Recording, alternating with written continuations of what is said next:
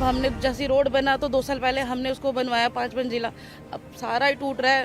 अब कहाँ जाएंगे, अब समझ नहीं आ रहा कहाँ जाएंगे। अभी तो रोड पे ही बैठे।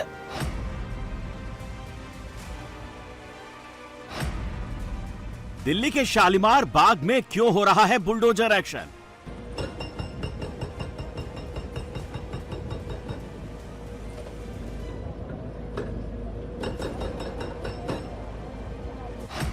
सड़क किनारे बड़ी बड़ी बिल्डिंग्स पर क्यों चला पीला पंजा? कोर्ट में भी केस किया था, वो जज तो सुनने को भी तैयार नहीं है कि हमारे वाले वकील की हमारी कुछ सुने भी। उन्होंने कुछ भी नहीं सुना, ऐसे ही रिजेक्ट कर दिया कि मतलब उन्होंने बोला तोड़ना है तो तोड़ना ही है। अहमदाबाद में मस्जिद और दरगाह पर क्यों चला बुलडोजर?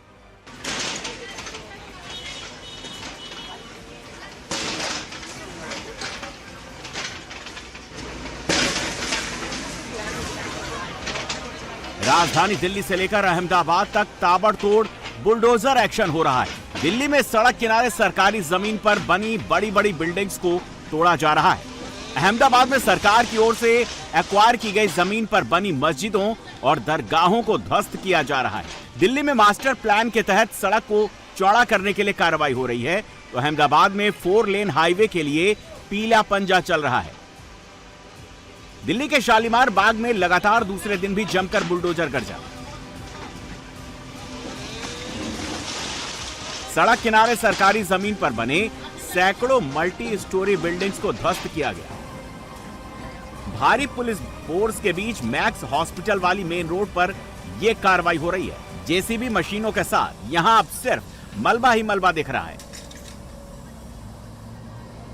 दिल्ली के शालीमार बाग में आज दूसरे दिन भी बुलडोजर की कार्रवाई जारी है। इस समय हम शालीमार बाग गांव में मौजूद हैं, जहां सरकार ने ये नोटिस दिया था 5-6 महीने पहले कि राजस्व विभाग की जमीन पे लगभग 150 से ज्यादा घर बनाए हुए हैं, जिन्हें खाली करना होगा।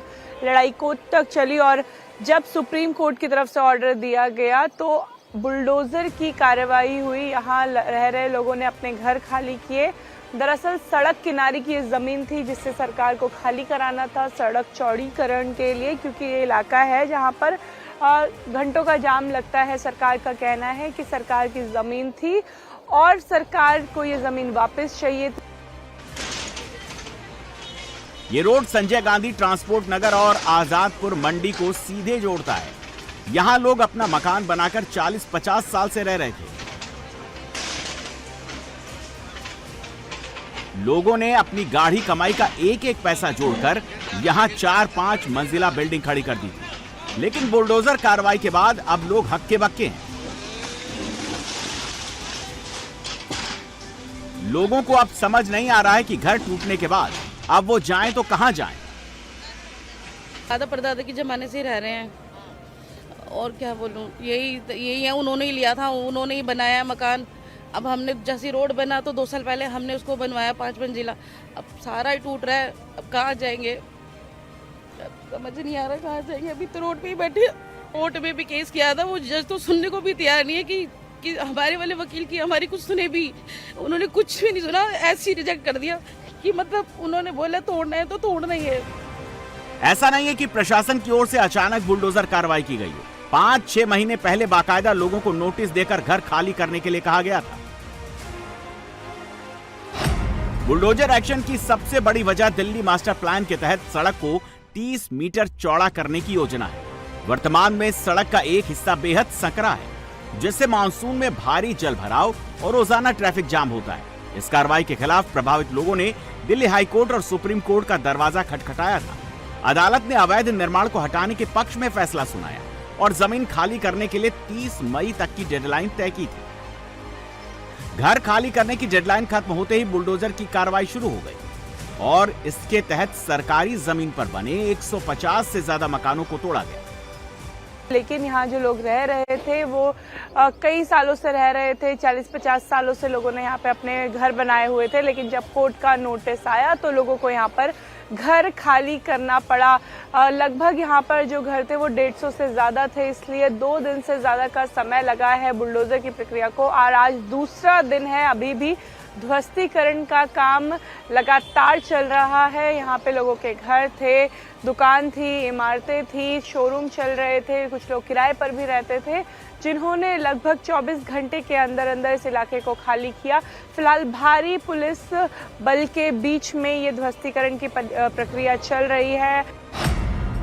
प्रशासन का दावा है कि इस विवादित जमीन का अधिग्रहण 1980 में कर लिया गया था, लेकिन पोजीशन नहीं हो पाया था। उस समय के जो जमीन के असली मालिक थे, उन्हें नियमों के तहत उचित मुआवजा दिया जा चुका है। इसके बाद भी जमीन पर अवैध कब्जा करके मकान और कमर्शियल स्ट्रक्चर खड़े कर लिए गए। प्रशासन का यह भी दावा है कि किसी भी कब्जाधारी के पास कोई वैलिड डॉक्यूमेंट्स नहीं मिले। ऐसे में अदालत के आदेश के बाद बुलडोजर एक्शन के अलावा कोई विकल्प नहीं बचा था।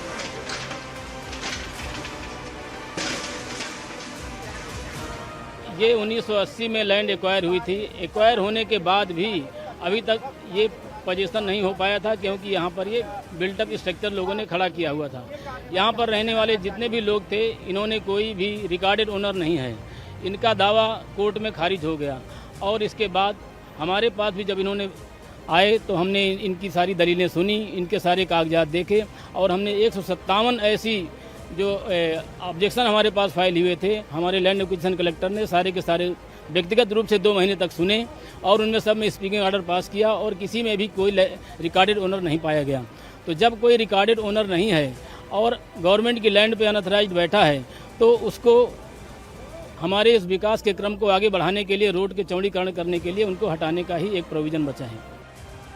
वहीं प्रभावित परिवारों के लिए प्रशासन की ओर से 3-3 लाख रुपए सहायता राशि दी जा रही है। इसके साथ ही बेघर हुए लोगों को 11 महीने के लिए दूसरे घर में शिफ्ट करने की योजना है।